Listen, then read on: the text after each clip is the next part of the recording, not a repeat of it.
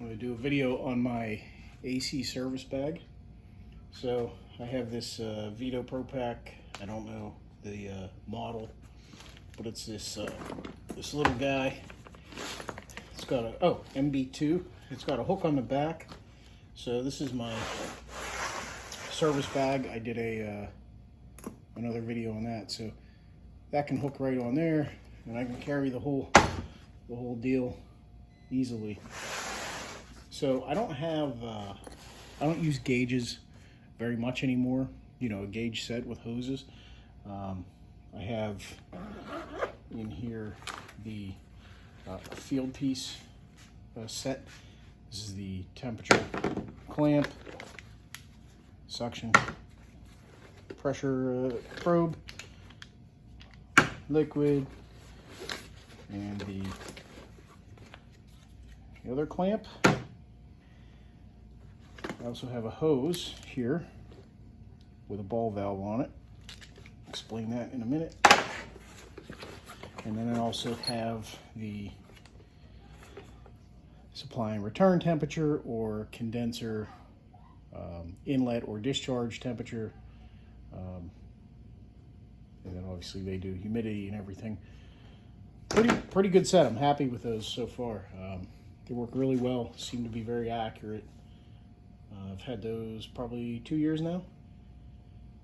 This is probably the third season, actually. Third AC season. And no problems, knock on wood. Problem with this bag. So I bought this bag as a, hoping to use it for my service tools. But it ended up being too small, unfortunately. So it sat for a little while. And once I got into the probes, I found it was perfect for them. Problem with these things is, I mean, it falls over. It's just, you know, it should have a hard bottom on it, and so it can stand upright. So it's really annoying. In this pocket, I have it's a Home Depot storage, plastic storage case, and I've got you know, a cap for the vacuum pump if I'm not using the 1/2-inch port. I've got a couple depressor tools. Got the 1/4 by 5/16 adapters for some mini splits. Got the 1/4-inch flare adapter. Those are flare by flare. That works good to couple two hoses together. So like we have, one of our accounts has some water source heat pumps, or a building with a bunch of water source heat pumps up above a drop ceiling.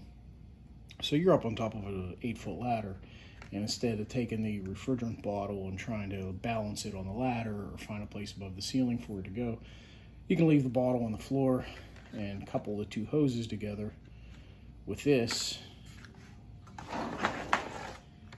and use the ball valve, you know, up at the top to throttle your refrigerant in. And there's some spare access caps. And then in this pocket, I have the Appion charging tee. So that goes, if I come across a system that needs refrigerant, I can hook onto there. Obviously that's on the suction port.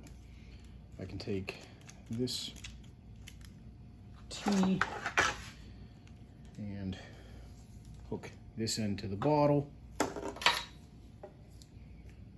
purge it out, hook onto here, and now I can work that charge in as needed. And this Appion tee is really nice. I haven't had it that long.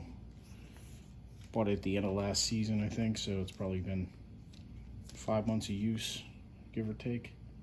So far, so good. And then I have a piece of sandcloth, because these probes they're not They don't work by a thermistor like some of them. It's a conductive connection, so you have to have clean copper. So you just take a piece of sandcloth, clean them up real quick. At first it was kind of annoying when I first got into them, but my understanding is they are more accurate and supposedly more reliable, so we'll see how that plays out. So yeah, just a piece of sandcloth there. And then I have two core removal tools. They're just the cheapy ones, not the good Appion or anything like that. So they work. And then these side pockets I don't use. I tried using them, but if you put anything in there, a screwdriver or whatever, again, since the bag falls over all the time, everything falls right out, and it doesn't work out for you. So that's it. Thanks for watching.